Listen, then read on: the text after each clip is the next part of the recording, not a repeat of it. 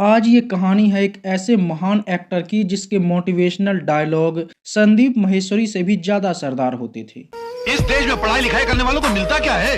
सारी जिंदगी माँ बाप की दौलत और मेहनत को बर्बाद करके लड़के डिग्री हासिल करते हैं। उसके बाद नौकरी के लिए ठोकरे खाते फिरते हैं। एक ऐसा एक्टर है जो गानों में भी कॉमेडी निकाल देता था। मैं शक्कर की बोरी, ये है गुड़ की थैली, कहाँ राजा भोज, कहाँ गंगा।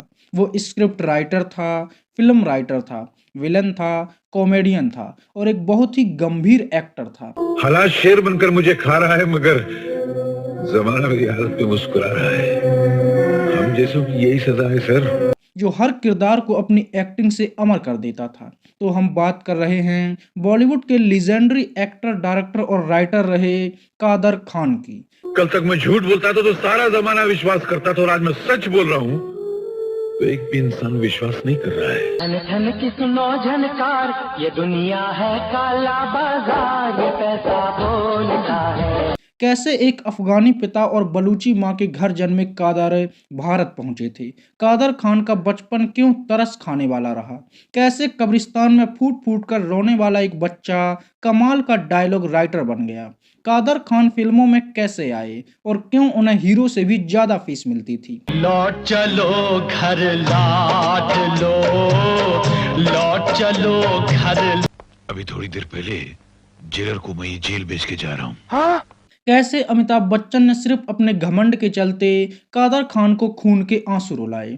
कादर खान की बर्बादी के लिए कौन जिम्मेदार था। उनकी जिंदगी से जुड़े वो कौन से किस्से थे जिनके बारे में कोई नहीं जानता। ये वीडियो देखने के बाद आपको ऐसा लगेगा मानो आप कादर खान जी के साथ में बैठकर ही उनकी कहानी सुन रहे हों। तो चलिए महसूस करवाते हैं आपको एक लीजेंडरी एक्टर की जर्नी। अरे ये तो कादर खान है। नमस्ते जी। हाँ, ये मेरी तस्वीर नहीं है, कोई कादर खान है उसकी तस्वीर है। कादर खान का जन्म 22 अक्टूबर 1937 को काबुल, अफगानिस्तान में हुआ था। उनके पिता मतलब वालिद का नाम था अब्दुल रेहान खान, मतलब ये अच्छा वाला अब्दुल था। क्या बात कर रहे हैं? उनकी माँ यानी कि वालदा का नाम था इकबाल बेगम, जो असलियत में बलूचिस्तान की रहने वाली थी। अब्दुल रेहान के 3 बच्चे हुए, लेकिन वो बच्चे 4-5 साल के होते ही मर जाते थे। मतलब कोई भी बच्चा 8 साल से ज़्यादा नहीं जी पाता था। जब उनका चौथा बच्चा हुआ तो इकबाल बेगम को उसकी चिंता होने लगी। वो समझ गई कि काबुल की हवा उसके बच्चों के लिए ठीक नहीं है, या फिर उनके परिवार पर किसी भूत प्रेत का साया है जो उनके बच्चों को बड़ा होने से पहले ही मार रही है। जब मैं पैदा हुआ तो मेरी वालदा डर गई और वो कहने लगी कि ये जगह की हवा जो है वो मेरे बच्चों को साजगार नहीं है। इसलिए उसने पति से कहा कि हम ये जगह छोड़कर कहीं दूर चले जाते हैं, नहीं तो ये बच्चा भी नहीं बचेगा। माँ बाप अपनी औलाद को सजा दे सकते हैं मगर उसकी एक हद है। उसको चांटा मार सकते हैं, उसका खून तो नहीं कर सकते ना।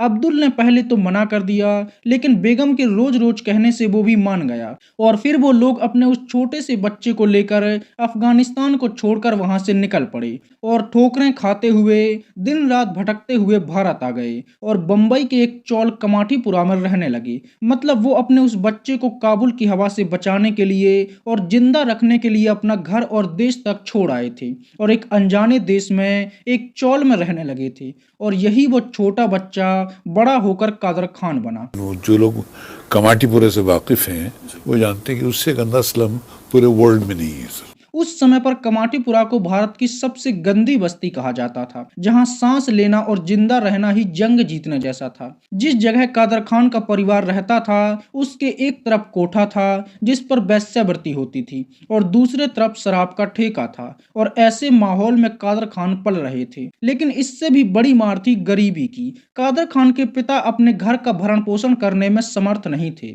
गरीबी इस लेवल की थी कि एक ही समय पर खाना मिल पाता था और ज्यादातर समय उन्हें भूखा ही सोना पड़ता था। गरीब घराना सर, सुबह रोटी खा ली तो दोपहर का ठिकाना नहीं। दोपहर में अगर कुछ बन गया खाना पानी तो रात का भरोसा नहीं।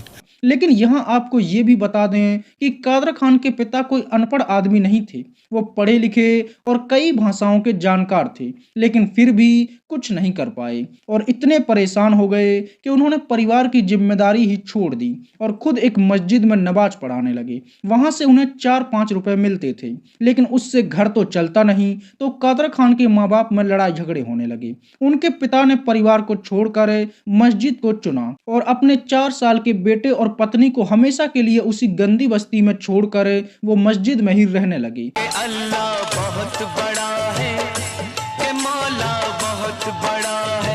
कादर खान की मां अपने बेटे के साथ उसी बस्ती में नर्क जैसी जिंदगी जीती रहीं, लेकिन तभी बलूचिस्तान से कादर खान के नाना आ गए और उन्होंने जब अपनी बेटी की हालत देखी तो बिना सोचे समझे जल्दबाजी में अपनी बेटी की दूसरी शादी मतलब निकाह करवा दिया और इस तरह कादर खान की मां की दूसरी शादी हो गई और उन्हें सौतेला बाप मिल गया। अरे पंडित जी, पंडित जी, पंडित जी, पंडित जी, क्या है बे? यहाँ क्या कोरस में गाना चल रहा है क्या? पंडित जी, पिताजी, चुप। कादर खान की मां ने सोचा था कि शायद अब उसके बेटे की किस्मत सुधर जाए, लेकिन जिस इंसान से उनकी शादी हुई वो पहले पति से भी बदतर निकला। वो शराबी था, कुछ काम नहीं करता था और कादर खान और उसकी मां दोनों के साथ मारपीट करता था।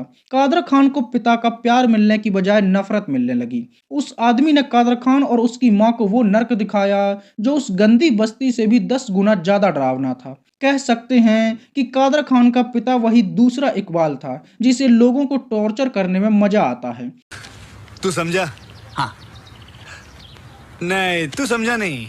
जिसे लोगों को तड़पाने में मजा आता है, तो उसने अपना मनोरंजन इन माँ बेटों को ही बना लिया था। वो दिन भर दोनों को भूखा रखता था और उन्हें पीटता था और उनके रोने गिड़गिड़ाने पर खुश होता था। मतलब आप सोच सकते हैं कि कादर खान का सौतेला बाप उसे पीट पीट कर अपने पहले पिता के पास पैसे लेने तक भेजता था और कादर खान रोते हुए अपने पहले पिता जो मस्जिद में रहते थे उनके पास जाते थे कि कुछ रुपए दे दो ताकि घर में खाना बन जाए, नहीं तो वो माँ को बहुत मारेगा, और उनके पिता उन्हें 1-2 रुपए दे दिया करते थे। दिन भर खड़ा रहता भिखारी की तरह और फिर वहां से 2 रुपए लेकर धक्के खाता हुआ छोटा सा बच्चा 5-6 साल का वो यहाँ पर आता। हालात दिन पर दिन बदतर हो रहे थे। कादर खान की मां समझ चुकी थी कि उसका पति जानवर से भी बेकार है और अब उसे ही इस दुनिया से लड़ना होगा, तभी उसके बेटे का भविष्य सुरक्षित हो सकता है। इसके बाद कादर खान की मां ने लोगों के घरों में जाकर साफ सफाई करना और झूठे बर्तन धोने का काम शुरू किया और वह दिन रात लोगों के घरों में काम करने लगी, लेकिन ये पैसे भी पति छीन लेता था और शराब पी जाता था। फिर भी कादर खान की मां ने हार नहीं मानी। वो अपने पति को शराब के लिए पैसे दे देती और कुछ पैसे छुपा कर रखती। उसने कादर खान का दाखिला म्युनिसिपल स्कूल में करवा दिया था और उससे कहा कि सिर्फ पढ़ाई ही वो रास्ता है जिससे तुम यहाँ से बाहर निकल सकते हो और अपनी और मेरी जिंदगी बदल सकते हो। और फिर कादर खान पढ़ाई लिखाई करने लगे। हालांकि वो खुश नहीं थे, घर में हालात बदतर थे। पिता शराब पीता था और दिन रात अपने आप को गरीबी और मजबूरियों में घिसती हुई उसकी माँ कुछ नहीं कर पा रही थी। ये सब कुछ देखकर कादर खान अंदर ही अंदर घुटते थे और अपने अंदर का दुख और फ्रस्ट्रेशन निकालने के लिए वो एक कब्रिस्तान में जाकर जोर जोर से रोते थे। मैं 2 कब्रों के बीच में बैठ जाता था और वहां बैठकर पता नहीं क्या क्या बकवास किया करता था सर। उनकी मां उन्हें मस्जिद भेजती थी, लेकिन वो मस्जिद जाने की बजाय कब्रिस्तान पहुंच जाते थे। किसी भी कब्र के पास बैठकर रोते रहते और अपना दुख उस कब्र को सुनाते रहते। आप सोच सकते हैं कि उस बच्चे का बचपन कैसा रहा होगा। वो इसी तरह आए दिन कब्रिस्तान में बैठकर रोते चिल्लाते थे। एक दिन एक आदमी ने उन्हें टोक दिया जो उन्हें कई दिनों से देख रहा था कि तुम इतना क्यों तड़प रहे हो। कादर खान ने कहा कि मैं अपनी माँ की जिंदगी बदलना चाहता हूँ, उसे जीवन के अंतिम दिनों में कुछ खुशी देना चाहता हूँ, लेकिन फिर भी मैं कुछ नहीं कर सकता, बस उसे रोज जिंदगी से लड़ते हुए देखता रहता हूँ। उस आदमी का नाम था अशरफ खान, जो एक थिएटर कलाकार था और नाटक बनाता था। उसने कादर खान से कहा कि अगर तुम सच में अपनी माँ को खुशी देना चाहते हो तो कामयाब बनो। जो फ्रस्ट्रेशन और गुस्सा तुम यहाँ कब्रिस्तान में निकालते हो मेरे साथ नाटक में निकालो तो कुछ पैसे भी मिल जाएंगे। जिंदा है वो लोग जो मौत से टकराते हैं, मुर्दों से बदतर है वो लोग जो मौत से घबराते हैं। सुख को ठोकर मार, दुख को अपना। कादर खान को उस समय तक एक्टिंग का ज्ञान नहीं था, लेकिन उन्होंने ये सोचकर हाँ कर दिया कि कुछ पैसे मिल जाएंगे। और जब कादर खान ने उस नाटक में काम किया तो लोगों ने खड़े होकर उनके लिए तालियां बजाईं। एक आदमी ने उन्हें 100 रुपए का नोट दिया जो उस समय कादर खान के लिए 1 लाख के बराबर था, क्योंकि अभी तक उन्होंने 4-5 रुपए से ज्यादा कभी देखे ही नहीं थे। वो नाटकों में छोटे मोटे रोल करने लगे, लेकिन उन्होंने अपनी पढ़ाई नहीं छोड़ी और लगातार पढ़ते रहे, क्योंकि वो अपनी माँ की बात कभी नहीं भूले कि अगर इस नर्क से निकलना है तो एकमात्र रास्ता पढ़ाई ही है, उसी से रास्ते खुलेंगे। कादर खान पढ़ते रहे और वो अपने स्कूल से कॉलेज में पहुंच गए और एक दिन उन्होंने कॉलेज में एक नाटक में हिस्सा लिया। उन्हें जब स्क्रिप्ट मिली तो उन्हें वो कुछ ठीक नहीं लगी। उन्होंने सीधे नाटक के डायरेक्टर से कह दिया कि सर मुझे स्क्रिप्ट में कुछ कमी लगती है और डायलॉग भी ठीक नहीं लिखे हैं। डायरेक्टर ने गुस्से में कह दिया कि इतने होशियार हो तो जो कमियां हैं उसे ठीक करके बताओ। क्या माँ, गाली तो गरम गरम दे रही हो, चावल बासी दे रही हो। ऐसा चावल चूहे नहीं खाते, तुम मेरे को खिला रही हो। कादर खान पूरी रात लगे रहे और स्क्रिप्ट को सुधार कर दूसरे दिन जब वो डायरेक्टर के पास पहुंचे तो डायरेक्टर को भरोसा नहीं हुआ कि वो इतना अच्छा कैसे लिख सकते हैं। फिर उन्हीं की स्क्रिप्ट से नाटक हुआ और सबने कादर खान के लिखे हुए डायलॉग ही बोले और यहीं से एक स्क्रिप्ट राइटर के तौर पर कादर खान की शुरुआत हो गई और उस नाटक का नाम था ताश के पत्ते। कादर खान पढ़ाई करते करते अपनी डिग्री भी पूरी कर चुके थे और अब उन्हें एक कंपनी में 600-700 रुपए प्रति महीना के हिसाब से नौकरी भी मिल गई थी। लेकिन 2 महीने नौकरी करने के बाद ही कंपनी ने उन्हें यह कहकर निकाल दिया कि उनकी कंपनी लॉस में चली गई है, इसलिए वो सैलरी नहीं दे पाएंगे और कादर खान फिर से सड़क पर आ गए। लेकिन अब वो पढ़े लिखे और काबिल इंसान बन चुके थे और कमाल की बात यह थी कि जिस कॉलेज से उन्होंने अपनी डिग्री पूरी की थी उसी कॉलेज में उन्हें पढ़ाने की नौकरी मिल गई और कादर खान वो सब्जेक्ट पढ़ाने लगे जिनमें वो कभी खुद फेल हो चुके थे। विद्यासागर। Yes sir. ये वो सागर है जिसमें विद्या की एक बूंद नहीं है। ये तो लेटेस्ट न्यूज। आपको ये जानकर भी हैरानी होगी कि एक आयोजन में उन्हें बेस्ट टीचर का अवार्ड तक मिल चुका था जो कि महाराष्ट्र में ही हुआ था। अब कादर खान की जिंदगी बदल चुकी थी। वो टीचर थे, नाटक भी लिखते थे और नाटक के डायरेक्टर भी बन गए थे और उस जमाने में नाटक डायरेक्ट करने की उनकी फीस 200 रुपए हुआ करती थी, जो दूसरे नाटक डायरेक्टर से बहुत ज्यादा हुआ करती थी। और इसी समय पर कादर खान ने एक ड्रामा कॉम्पिटिशन में भी हिस्सा लिया था और वहां उन्होंने अपना लिखा हुआ नाटक लोकल ट्रेन को डायरेक्ट किया था। उनके नाटक को पूरे बंबई में best play, best dialogue, best director, best actor और बेस्ट राइटर का अवार्ड मिला और उन्होंने सभी अवार्ड अपने नाम कर लिए। Best writer, best actor, best director, सारे अवार्ड मिल गए और पूरे 1500 रुपए मेरे हाथ में आ गए और कादर खान हर किसी की नजरों में आ गए। इसी नाटक के लिए कादर खान को 1500 रुपए मिले थे। इतनी बड़ी रकम कादर खान ने पहली बार अपने हाथों में ली थी और अब उनके दिन बदल चुके थे। अब वो अपनी माँ की जिंदगी भी नरक से फर्श पर ले आए थे, लेकिन अभी असली कादर खान का जन्म होना बाकी था। अभी तक कादर खान सिर्फ नाटकों तक सीमित थे, लेकिन फिर एक दिन नरेंद्र बेदी जो एक फिल्मकार थे, उन्होंने कादर खान से कहा कि मैं एक मूवी बना रहा हूँ जिसका नाम है जवानी दीवानी। सामने ये कौन आया, दिल में हुई हलचल, देख के बस एक ही। और मैं चाहता हूं कि उसके डायलॉग आप लिखें। कादर खान ने कहा कि मैंने कभी फिल्मों के डायलॉग नहीं लिखे हैं। तो नरेंद्र बेदी ने कहा कि जैसे नाटकों के डायलॉग लिखते हो वैसे ही फिल्मों के लिखने हैं। कादर खान घर आ गए और ठीक 4-5 घंटे में फिर से नरेंद्र बेदी के ऑफिस पहुंच गए। नरेंद्र बेदी ने उन्हें देखा और देखते ही भड़क गए और कुछ बुदबुदाने लगे। कादर खान ने कहा कि सर आप मुझे गाली दे रहे हैं, मैंने आपके होंठ पढ़ लिए हैं। नरेंद्र बेदी ने झल्लाहट में कहा कि यार तुझे इतने अच्छे से समझाया था लेकिन तू 4 घंटे में ही भूल गया और फिर से पूछने चला आया। तब कादर खान ने कहा कि सर मैंने आपकी फिल्म के डायलॉग लिख दिए हैं और वही दिखाने आया था। नरेंद्र बेदी को भरोसा नहीं हुआ। जब उन्होंने डायलॉग पढ़े तो कादर खान को गले से लगा लिया और उनसे माफी भी मांगी। मैंने सीन सुनाए तो सीन सुनाता गया, एक एक उठ के बैठने लगा। उठते उठते सब बोले यार क्या बात है यार, कल ये नेक्स्ट हफ्ते से कर डालो। और सबको बताया कि फिल्म इंडस्ट्री को नया राइटर मिल चुका है। इसके बाद 1974 में राजेश खन्ना की मूवी आई थी रोटी। गोरे रंग पे न इतना गुमान कर, गोरा रंग 2 दिन में ढल जाएगा। जिसके डायलॉग लिखने का काम भी कादर खान को ही मिला था। मनमोहन देसाई जो उस समय के जाने माने फिल्म मेकर और डायरेक्टर थे और वो खुद से बेहतर किसी को समझते ही नहीं थे। उन्होंने कादर खान से कहा कि मैंने सुना है कि तुम अच्छा लिख सकते हो, लेकिन तुम खान हो तो उर्दू वाली शेरो शायरी से बाहर कहाँ कुछ सोच पाते होगे। फिर भी राजेश खन्ना ने कहा है तो मैं तुम्हें एक मौका दे रहा हूँ, बस मेरा समय बर्बाद मत करना।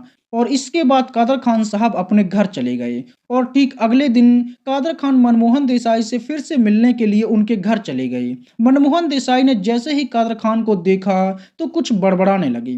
कादर खान ने फिर से कहा कि सर आपने मुझे गाली दी है, मैं समझ गया हूँ। क्रिकेट खेल रहे मुझे देखा तो उन्होंने कहा चूतिया, फिर आ गया साला ये वही डायलॉग किसको समझ में नहीं आया।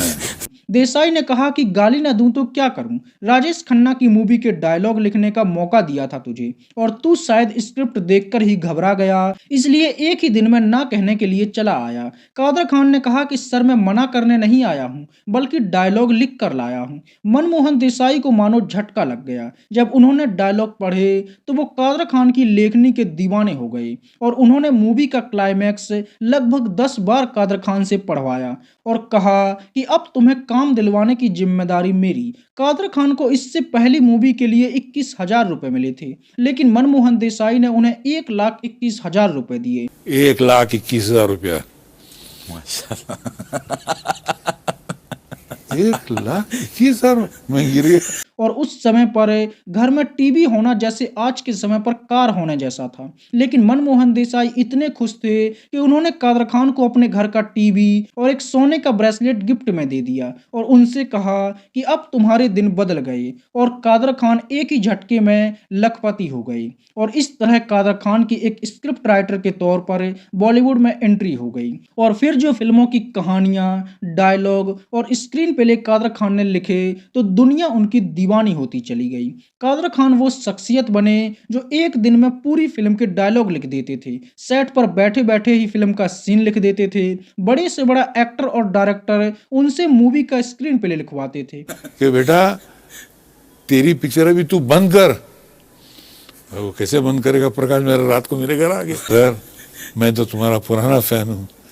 कादर खान एक राइटर के तौर पर बहुत बड़े बने, जिसका अंदाजा आप इस बात से भी लगा सकते हैं कि उन्होंने कई अरबी किताबों का हिंदी अनुवाद किया, कई उर्दू किताबों को हिंदी में सरल भाषा में लिखा ताकि वो लोगों को समझ में आए, और 100 से भी ज्यादा मिर्जा गालिब की गजलें आसान भाषा में रूपांतरित की। मतलब वो एक ऐसे राइटर बने जो नाटकों और फिल्मों से आगे भी बहुत कुछ लिखता था, जिसे साहित्य शिरोमणि अवार्ड से भी सम्मानित तक किया गया था। हालांकि अभी तक एक एक्टर के तौर पर कादर खान का नाम होना बाकी था। एक बार उन्हें दिलीप कुमार का फोन आया और उन्होंने कहा कि मैं तुम्हारा नाटक देखना चाहता हूं।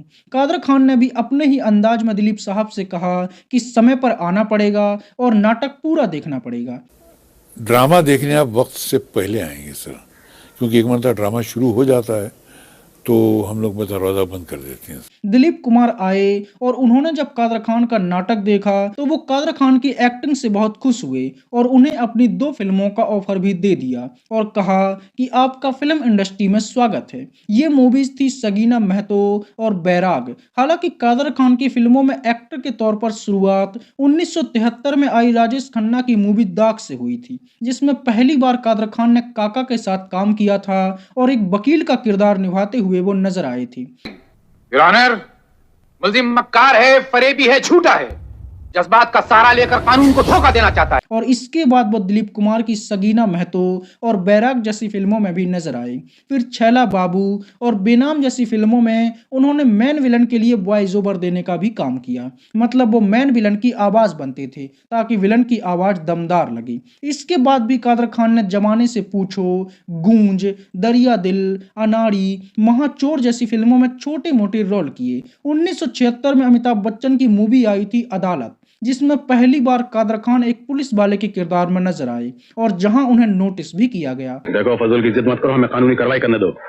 हमें पता चला इन पेटी में स्मगलिंग का सामान भरा हुआ है। इसके बाद अमिताभ बच्चन की दूसरी मूवी आई खून पसीना और इस मूवी में पहली बार कादर खान विलन बने और ठाकुर जालिम सिंह बनकर उन्होंने हर किसी को अपनी एक्टिंग से हैरान कर दिया था। तुम इतने सब के सब एक अकेले टाइगर से पिट के चले हैं? ऐसी गलती नहीं होगी। मैं कुछ नहीं जानता, मुझे टाइगर चाहिए, टाइगर। और यहीं से कुछ लोगों ने उन्हें टाइपकास्ट करना भी शुरू कर दिया था। लोगों ने कहा कि कादर खान विलन बहुत अच्छे लगते हैं। फिर कादर खान अपनी ही लिखी फिल्मों में मेन विलन बनने लगे। माजी से क्या? और इसके बाद भी परवरिश, मुकद्दर का सिकंदर, मिस्टर नटवरलाल, सुहाग, 2 और 2 5, ज्वालामुखी, याराना और जेल यात्रा जैसी कई मूवीज में कादर खान ने काम किया। अब कादर खान एक राइटर और एक्टर के तौर पर काम करने लगे और इतने बिजी हुए कि एक साथ 10-10 फिल्मों में काम करते थे। अभी तो तुमने मुंबई की गर्मी में कदम भी नहीं रखा, अभी से पसीने छूटने लग गए। लेकिन आपको ये जानकर भी हैरानी होगी कि बच्चों को पढ़ाना अब भी जारी था। उन्हें पढ़ाना इतना पसंद था कि जब वो फिल्मों में काम करने लगे और उन्हें समय नहीं मिलता तो वो रात में बच्चों को पढ़ाते थे, जिसका कारण ये भी था कि उनके कुछ स्टूडेंट्स सिर्फ उनसे ही पढ़ना चाहते थे, इसलिए वो सीधे उनके घर पर आ जाते थे। और ये सच में कमाल की बात थी कि जो इंसान इतना काम कर रहा था, पैसा कमा रहा था, फिर भी बच्चों की खुशी के लिए उन्हें पढ़ाना उसने बंद नहीं किया और ये सिलसिला कई सालों तक चला।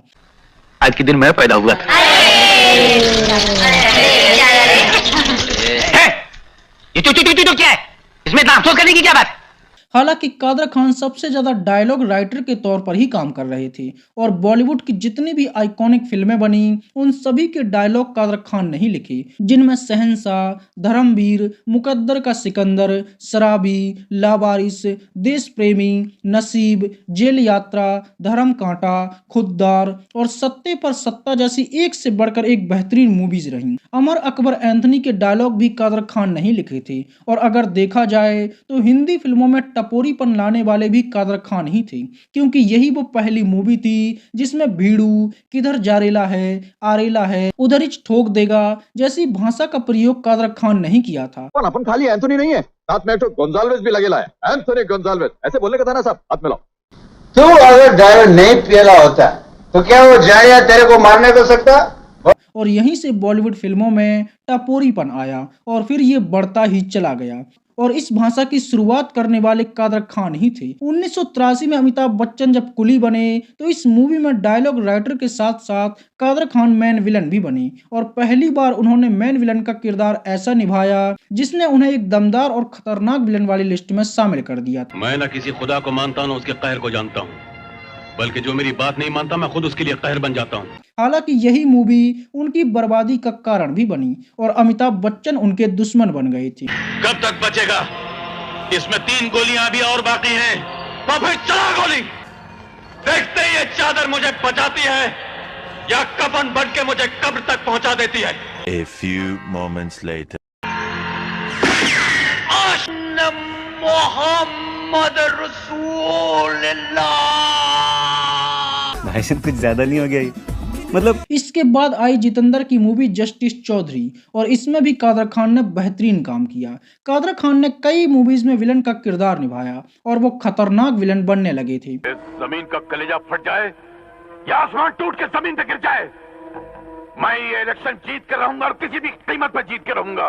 लेकिन फिर धीरे धीरे उनके आसपास के लोग उन्हें विलन बनने से मना करने लगे। उनके बच्चों को विलन का पिता कहकर बुलाया जाने लगा। उन्हें कहा जाता कि तेरा बाप बुरा आदमी है, फिल्मों में बुरे काम करता है और तुम उसके बेटे हो तो तुम भी बुरे हो। एक बार कुछ लड़कों ने कादर खान के बेटे को सिर्फ इसलिए पीट दिया था क्योंकि वो विलन का बेटा था। जब कादर खान को ये पता चला तो उन्हें बहुत बुरा लगा। कादर खान के कुछ पुराने स्टूडेंट्स थे जो उनसे मिलते थे या उन्हें चिट्ठियां लिखा करते थे और उनसे कहते थे कि सर आप विलन वाले रोल मत करिए, आप बहुत अच्छे इंसान हैं और आपको ऐसे देखकर हमें अच्छा नहीं लगता। ये सब बातें कादर खान को परेशान करने लगी। उन्हें लगा कि वो अपने परिवार और समाज पर गलत असर डाल रहे हैं और फिर उन्होंने फैसला कर लिया कि अब वो खूंखार और खतरनाक विलन नहीं बनेंगे और अगर वो नेगेटिव रोल भी करेंगे तो उसमें भी कॉमेडी का बीच में तड़का हुआ करेगा। और फिर इसके बाद जिन फिल्मों में कादर खान ने काम किया उनमें कादर खान अगर विलन भी बनते थे तो कॉमेडी करते रहते थे। अगर हमें ये बताते हो बड़ा दुख हो रहा है। इस इलाके में जितने भी बड़े बड़े जानवर थे, हाथी, शेर, हिरन, उन्हें हमारे दादा परदादा ने मार दिया और जितने भी छोटे मोटे जानवर थे, गीदड़, खरगोश, चिड़िया, उन्हें हमने मार दिया। उनका किरदार लोगों को हंसाता था और उन्हें देखकर लोगों का दिल खुश हो जाता था। पहली बार उन्होंने जितेंद्र की मूवी हिम्मत वाला में इस तरह का नेगेटिव किरदार निभाया था। कादर खान का किरदार विलन होने के बाद भी मजेदार था और हर किसी को उनका ये काम पसंद आया था। मगर जब मैंने पहले आपको चेतावनी दी थी कि ये आदमी खतरनाक है, तो आपने क्या कहा था? क्या कहा था? नारायण दास, तुम्हारा नाम गधे दास होना चाहिए। इसके बाद राजेश खन्ना की मूवी आई नया कदम, जिसमें कादर खान श्रीदेवी के बाप फिर से बने और जब अछूत राजेश खन्ना ने कादर खान के गिलास से पानी पी लिया तो कादर खान ने ये कहा, अछूत जिस चीज को छू लेता है वो झूठी हो जाती है, गंदी हो जाती है। मैं उसे ठोकर मार के गोदावरी में फेंक दूंगा। लेकिन काका तो काका है, तो फिर उन्होंने भी ये किया। अब मैंने तुम्हारी बेटी को झूठा कर दिया है, क्या करोगे? फेंक दोगे उसे गोदावरी में? भाई वाह! इसके बाद भी मेरा फैसला, इंकलाब, अकलमंद, हैसियत और मकसद जैसी कई मूवीज में कादर खान ने काम किया। अब कादर खान हर किसी के चहीते बन गए थे। वो हर तरह का किरदार निभा रहे थे। वो मेन विलन भी बन जाते थे और सपोर्टिंग किरदार में भी नजर आ जाते थे। उन्होंने कई बेहतरीन मूवीज में काम किया और बॉलीवुड के लगभग हर बड़े एक्टर के साथ वो दिखाई दिए। एक समय ऐसा था जब हर दूसरी मूवी में कादर खान दिखाई देते थे और हर कोई उनकी एक्टिंग का दीवाना होता चला गया। 1989 में आई काला बाजार, जिसमें कादर खान एक नेगेटिव किरदार में दिखाई दिए। वो अलग बात है कि उनका किरदार नेगेटिव नहीं लगा बल्कि पॉजिटिव लगा और मूवी का ये गाना, मैं गोल हूँ दुनिया गोल, जो बोलूं खोल दूं सबकी पोल, ये पैसा बोलता है, आज भी पैसों की सच्चाई बताता है। अब कादर खान सपोर्टिंग किरदार करने से भी पीछे नहीं हटते थे। उन्हें जो भी किरदार मिलता था वो कर लेते थे और ज्यादातर फिल्मों में उनका किरदार कॉमेडी को ही पकड़ के रखता था। 1990 में आई मूवी बाप नंबरी बेटा 10 नंबरी, बाप नंबरी तो बेटा 10 नंबरी, बाप नंबरी। और वो पहली फिल्म थी जिसमें कादर खान पूरी तरह से एक कॉमेडियन के तौर पर दिखाई दिए। रोटी खाए हुए इतना जमाना गुजर गया है कि रोटी की शक्ल तक याद नहीं रही, चावल कैसा होता है, चाय किस काम में आती है, सब भूल गया हूँ। और उनका काम इतना बेहतरीन था कि वो मूवी के हीरो जैकी श्रॉफ पर भी भारी पड़ गए थे। और ये वो समय था जब कादर खान बॉलीवुड के एक मोटिवेशनल स्पीकर भी बन गए थे। उनके डायलॉग ऐसे होते थे कि लोग तालियां बजाने लगते थे। मगर जिंदगी वो आईना है कि आज किए हुए हरकत की तस्वीर बरसों बाद नजर आती है और तब तक सुधारा करने के लिए बहुत देर हो चुकी होती है बेटा। मूवी में भले ही कादर खान का रोल छोटा हो, लेकिन अगर वो 10 मिनट के लिए भी दिख जाएं तो पूरी लाइमलाइट ले जाते थे। कादर खान ने कई मूवीज में पॉजिटिव रोल भी किए और कई पारिवारिक फिल्मों में भी बेहतरीन किरदार निभाए, जैसे बीवी हो तो ऐसी, जिससे सल्लू भाई ने बॉलीवुड में कदम रखा था और उसमें कादर खान का बड़ा असरदार किरदार रहा। जिस तरह सीता देवी के लिए जहां राम जी थे वहीं अयोध्या थी, उसी तरह तुम जहां रहोगी वही हमारा घर है। इसके बाद घर हो तो ऐसा में भी उनका काम बेहतरीन रहा। फिर जब संजय दत्त ने माधुरी के प्यार में पढ़कर ये कहा, मेरा दिल भी कितना पागल है, ये प्यार तो तुमसे, और आशिक समाज को देसी पहुआ पीकर एक्स की याद में ये सुनाया, जिए तो जिए कैसे, तो इसमें कादर खान सलमान खान के बाप बने थे। इसके बाद आमिर खान की दौलत की जंग में कादर खान दिखाई दिए। इसके बाद दिल ही तो है मैं वो फिर से जैकी श्रॉफ के साथ नजर आए और सच में इस मूवी में उनका किरदार हीरो जैसा ही लगता है। 1992 में आई मूवी उम्र 55 की दिल बचपन की को कौन भूल सकता है, जिसमें कादर खान की एक्टिंग देखकर आज भी लोगों का दिल खुश हो जाता है। क्यों छोड़ दूं? 55 में और बचपन में फर्क क्या है? प लगा तो 55 होता है, ब लगा तो बचपन होता है। मेरा तो बचपन चल रहा है, जवानी तो आई नहीं अभी। 1993 में आई थी मूवी शतरंज, जिसमें कादर खान मिथुन चक्रवर्ती और जैकी श्रॉफ के बड़े भाई बने थे और लीड रोल में दिखाई दिए, जिसमें उनकी हीरोइन भी थी।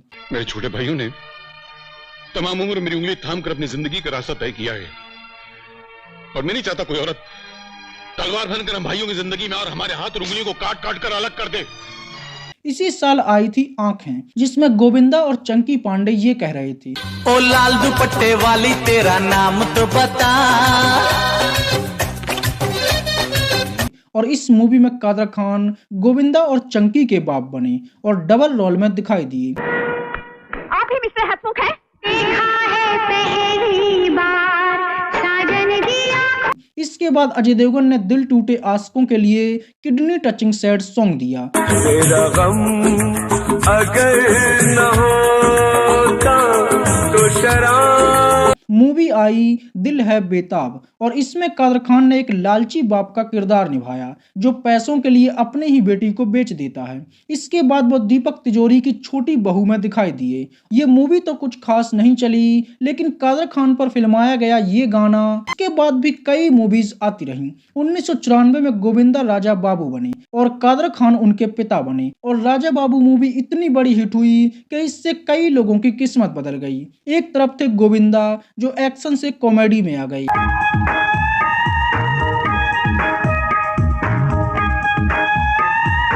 दूसरी तरफ थे कादर खान जो सपोर्टिंग किरदार में आ गई, तीसरी तरफ थी अरुणा ईरानी जो बेस्ट मदर बन गईं और डेविड धवन की तो मानो 5 उंगलियां घी में हो गई थीं। अरे अरे थूक थूक, मैं कहती हूँ थूक। ये नौकर लोग भी ठीक से काम नहीं करते। तूने क्यों ठूका? माँ ने कहा ना। डेविड धवन के साथ भी कादर खान ने पहली बार बोल राधा बोल मूवी में काम किया था और यहीं से डेविड को कादर खान इतने पसंद आए कि उन्होंने कादर खान को अपनी पहली पसंद बना लिया था और लगभग उनके साथ 30 से भी ज्यादा फिल्मों में काम किया। इसके बाद भी कादर खान ने एक से बढ़कर एक मूवीज में काम किया। ये वो समय था जब एक साथ वो 4-4 फिल्मों में काम कर रहे थे। इसके बाद जब गोविंदा कुली नंबर 1 बने और करिश्मा कपूर से कहने लगी, जब दिल न लगे दिलदार हमारी गली आ जाना, तो कादर खान गोविंदा के ससुर बने और ये किरदार सच में बहुत अलग था। आप अपने शहर से लेकर यहाँ तक किस चीज में सफर करके आए हैं? बस में। क्या? बस में? और यहीं से कादर खान की जोड़ी गोविंदा के साथ भी खूब जमी और दोनों ने लगभग 40 से भी ज्यादा फिल्मों में काम किया। इसके बाद जब गोविंदा साजन बनकर ससुराल चले और 2-2 बीवियां रखकर ये कहने लगे, तुम भी बड़ी चालाक हो, मुस्कुरा के दिल जलाती हो। तो इसमें भी गोविंदा के ससुर कादर खान ही बने। फिर गोविंदा आंटी नंबर 1 बने तो इसमें भी कादर खान ने काम किया। इसके बाद भी राजा जी, अनाड़ी नंबर 1, पहला पहला प्यार, मैं खिलाड़ी तू अनाड़ी, सपूत, जुदाई, जुड़वा, बनारसी बाबू और हीरो नंबर 1 जैसी एक से बढ़कर एक मूवीज में कादर खान ने बेहतरीन काम किया। छछुंदर के सर पे नभाए चमेली कहा राजा भोज। 1999 में जब अमिताभ बच्चन सूर्यवंशम बने तो इसमें भी कादर खान का किरदार बड़ा मजेदार था जिसे लोग आज भी देखकर गुदगुदाते हैं। तुम ऐसा करो, इस महीने की 35 तारीख को आ जाना। 30 तारीख? अब एक बात बता, इस गांव में कितने दिन का महीना होता है? इसके अलावा भी कादर खान ने हसीना मान जाएगी, सिर्फ तुम, क्रोध, जोरू का गुलाम, अखियों से गोली मारे, धड़कन, जानवर, चलो इश्क लड़ाई जैसी कई बेहतरीन मूवीज में कादर खान ने काम किया और अपने काम की छाप ऐसी छोड़ी जिसे लोग कभी नहीं भूल सकते। कुछ भी हो मानो, तुमने कष्ट समय में हमारी सहायता की है। सुखी भवा, सुखी भव। अब धीरे धीरे कादर खान की उम्र ढलने लगी थी और उनका लुक भी बदल चुका था और ये लोगों को भी समझ में आने लगा था। सलमान खान की मूवी मुझसे शादी करोगी में कादर खान को देखकर सबको आश्चर्य हुआ और उनकी उम्र साफ झलक रही थी। अरे अच्छा वो तू आ गया, सुबह से चाय नहीं पी है, ला 1 लीटर दूध दे दे। कादर खान ने कभी काम करना बंद नहीं किया, वो लगातार काम करते रहे। उन्होंने न सिर्फ हिंदी में बल्कि कई दूसरी भाषाओं में भी काम किया। ये कन्याकुमारी है। यहाँ तक कि कादर खान हरियाणवी फिल्मों तक में दिखाई दिए जिसका बहुत बड़ा मार्केट तक नहीं होता। चम चम चम चम पाया मैं किसी बात रही रमझोल पड़ी। कादर खान ने आखिरी बार 2015 की मूवी दिमाग का दही में काम किया था। कादर खान ने लगभग 400 फिल्मों में काम किया और लगभग 250 फिल्मों के डायलॉग लिखे और उनकी सभी फिल्मों की बात तो नहीं की जा सकती, इसलिए हमने उनकी कुछ खास फिल्मों की ही बात की है। अंजन की सीटी में मारो, अंजन की सीटी में मारो मन डोले। कादर खान ने हर किरदार निभाया। उन्होंने विलन बनकर लोगों को डराया, कॉमेडियन बनकर लोगों को हंसाया, गंभीर एक्टिंग से लोगों को भावुक भी किया। उन्होंने न सिर्फ फिल्मों में काम किया बल्कि वो छोटे पर्दे पर भी दिखाई दिए। उन्होंने टीवी सीरियल भी खुद ही लिखे और डायरेक्ट भी किए और उनमें एक्टिंग भी की, जिनमें हंसना मत और हाय पड़ोसी कौन है दोषी जैसे कुछ बेहतरीन टीवी सीरियल शामिल रहे। वो एक्टर थे, डायरेक्टर थे, स्क्रिप्ट राइटर थे, डायलॉग राइटर थे और फिल्म मेकर भी थे। सोचने वाली बात यह है कि वो दिन में 3-3 शिफ्ट में काम करते थे, रात में मूवी के डायलॉग लिखते थे और एक साथ 4-4 फिल्मों की शूटिंग करते थे और साथ में 4-5 फिल्मों की स्क्रिप्ट भी तैयार करते थे। मतलब ये अपने आप में एक बड़ी बात है जो सबके बस की नहीं होती। दौलत के लालच में तुमने अपना सब कुछ बेच दिया। बेच नहीं दिया है, सब कुछ खरीद लिया मैंने अपनी अकल से। अमिताभ बच्चन को सुपरस्टार बनाने का श्रेय भी कादर खान को ही जाता है। अमिताभ बच्चन की जितनी भी बड़ी फिल्में रहीं, फिर चाहे अमर अकबर एंथनी हो, मुकद्दर का सिकंदर हो, परवरिश हो, लावारिस हो, शराबी हो, कुली हो, नसीब हो, इन सभी फिल्मों के डायलॉग और सीन कादर खान नहीं लिखे हैं, जिन्हें करके अमिताभ बच्चन सुपरस्टार बन गए। और यहाँ तक कि अमिताभ बच्चन की पहली मूवी जंजीर के डायलॉग भी कादर खान नहीं लिखे थे, जहाँ से उन्हें पहचान मिली और वो एंग्री यंग मैन बन गए। आज खुश तो बात हो गया था। बचपन से है सर पे अल्लाह का हाथ और अल्लाह रखा है अपने साथ। कादर खान के सामने अमिताभ बच्चन एक्टर से स्टार बने और दोनों में गहरी दोस्ती हो गई थी। दोनों ने लंबे समय तक एक साथ काम किया और एक दूसरे के सुख दुख को देखा। लेकिन फिर अचानक से जब अमिताभ बच्चन सुपरस्टार बन गए तो उनके तेवर बदल गए। एक दिन मूवी के सेट पर कादर खान बैठे हुए थे। अमिताभ बच्चन की एंट्री हुई तो किसी ने कादर खान से कहा कि सर जी आ गए हैं, खड़े हो जाइए। कादर खान ने कहा कि ये सर जी कब से हो गए, ये तो अमित है ना। तो उस आदमी ने कहा कि यहाँ सब लोग उन्हें सर जी ही कहते हैं और आपको भी उन्हें सर जी ही बोलना पड़ेगा।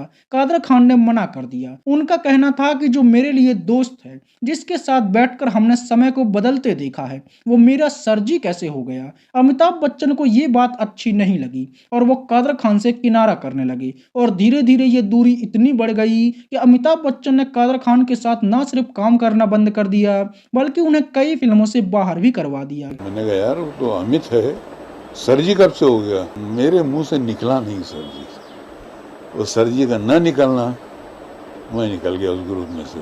ये सुनने में भी थोड़ा अजीब लगता है कि सिर्फ सर जी नहीं बोलने पर अमिताभ बच्चन ने गंगा जमुना सरस्वती मूवी से कादर खान को बीच में ही निकाल दिया था और आधी मूवी के डायलॉग लिखने के बाद ही कादर खान को उस मूवी से अलग कर दिया और बाकी के डायलॉग किसी और से लिखवाए गए। खुदा गवाह मूवी में कादर खान को साइन करने के बाद भी निकाल दिया गया था। कादर खान अमिताभ बच्चन का ये रवैया सहन नहीं कर पाए और वह टूट गए। इसके बाद कई सालों तक दोनों में बातचीत नहीं हुई। इसी तरह गोविंदा के साथ भी एक समय पर कादर खान की जोड़ी खूब चमकी। दोनों ने लगभग 40 से भी ज्यादा फिल्मों में काम किया और कादर खान ने ही गोविंदा को अपने डायलॉग से कॉमेडी किंग बनाया। लेकिन जब गोविंदा पर भी स्टारडम का घमंड छाया तो कादर खान को वो अपना राइटर समझने लगे और उनके साथ बदतमीजी तक कर देते थे। धीरे धीरे दोनों में दूरियां बढ़ने लगीं और ये जोड़ी भी टूट गई।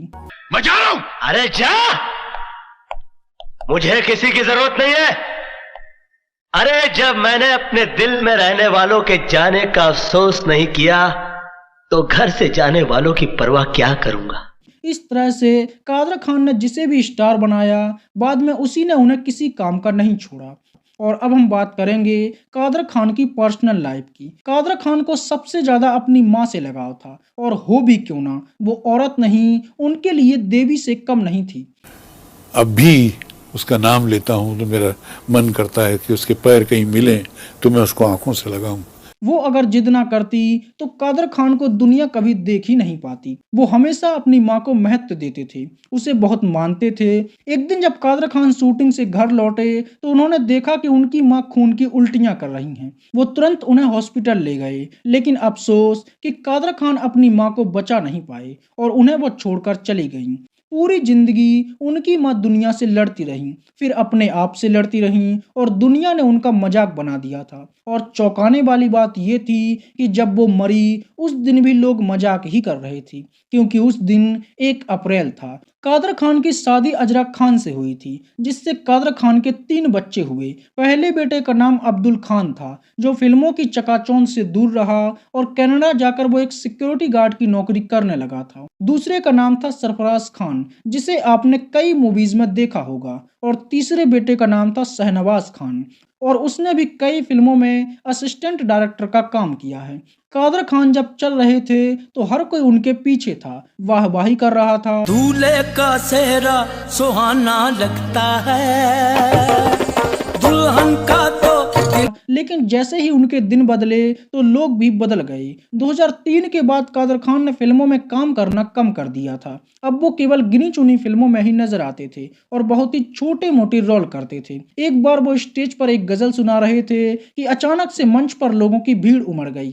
भीड़ इतनी ज्यादा थी कि मंच टूट गया और कादर खान के ऊपर कई लोग आकर गिर पड़े और कादर खान के पैर में ऐसी चोट आई जो फिर कभी ठीक ही नहीं हुई और वो लंगड़ाने लगे। इसके अलावा भी उन्हें कई बीमारियों ने घेर लिया था। अपने जीवन के अंतिम दिनों में कादर खान साहब को न्यूरोलॉजिकल डिसऑर्डर नाम की बीमारी हो गई थी, जिससे उनके शरीर ने उनका साथ देना ही बंद कर दिया था। अब वो ना तो ठीक से चल पाते थे, ना देख पाते थे और ना ही उनके गले से खाना उतरता था। हालत इतनी खराब हो गई थी कि जो भी उन्हें देखने आता वो रोने लगता। जिन कांधों के मुकद्दर में इसका बोझ लिखा है, आज भी वही इसका बोझ उठाएंगे। कादर खान को अपने अंतिम दिनों में अपनी हालत से ज्यादा इस बात का दुख था कि जिस बॉलीवुड के लिए उन्होंने जिंदगी भर काम किया, कई सुपरस्टार बनाए, यादगार डायलॉग दिए, सिनेमा का रुख बदला, आज वही बॉलीवुड उनसे मुंह मोड़ चुका था। कोई उनका हालचाल तक पूछने नहीं आता था। जिस एक्टर ने लगभग 400 फिल्मों में काम किया था, उसका हाल पूछने और जानने के लिए 4 लोग भी नहीं थे। और वहीं कुछ लोग इतने बेशरम थे कि उन्होंने कादर खान को मृत घोषित करके उनकी खबरें भी फैला दी थी और ये 2 बार लगातार हुआ। कादर खान को जीते जी ही मार दिया गया और उनकी मौत की अफवाह भी फैला दी गई। इस दुख को इंसान से इतनी मोहब्बत होती है कि हर घड़ी इंसान के सीने से चिमटा हुआ रहना चाहता है। उनके बेटे ये कहते रहे कि उनके पिता जिंदा हैं। ये सब कुछ कादर खान को खूब चुभता था, उन्हें अंदर तक हिला देता था। वो बहुत दुखी थे और जिंदगी और मौत के बीच लड़ रहे थे और इसी दुख और तकलीफ को झेलते हुए 31 दिसंबर 2018 को, यानी कि नया साल शुरू होने से पहले ही कादर खान साहब ने इस दुनिया को अलविदा कह दिया और एक महान कलाकार हमेशा के लिए आसमान का सितारा बन गया। लेकिन अफसोस की बात यह थी कि उनका निधन भारत में नहीं बल्कि कनाडा में हुआ था और वहीं उनके बेटों ने उन्हें दफना भी दिया। मतलब कादर खान वो इंसान बने जिसकी जन्म भूमि, कर्म भूमि और मरण भूमि तीनों अलग अलग रहीं। वो काबुल अफगानिस्तान में जन्मे, भारत में उनका जीवन बीता और उनकी कब्र कनाडा में बनी और ये सच में बहुत दुखद बात रही। कादर खान को पद्मश्री से भी सम्मानित किया गया था, लेकिन जब उन्हें ये सम्मान मिला तो उनके किसी काम का नहीं था, क्योंकि तब तक वो ये दुनिया छोड़ चुके थे। मतलब एक महान कलाकार को जो सम्मान जीते जी मिलना चाहिए था, वो उन्हें तब मिला जब वो मर चुका था। कादर खान साहब बहुत कुछ डिजर्व करते थे जो उन्हें नहीं मिला, लेकिन वो लोगों के दिलों में हमेशा जिंदा रहेंगे और यही उनका सबसे बड़ा सम्मान है। वक्त की कदर करना सीखो। जो इंसान वक्त की कदर नहीं करता, वक्त उसकी कदर नहीं करता।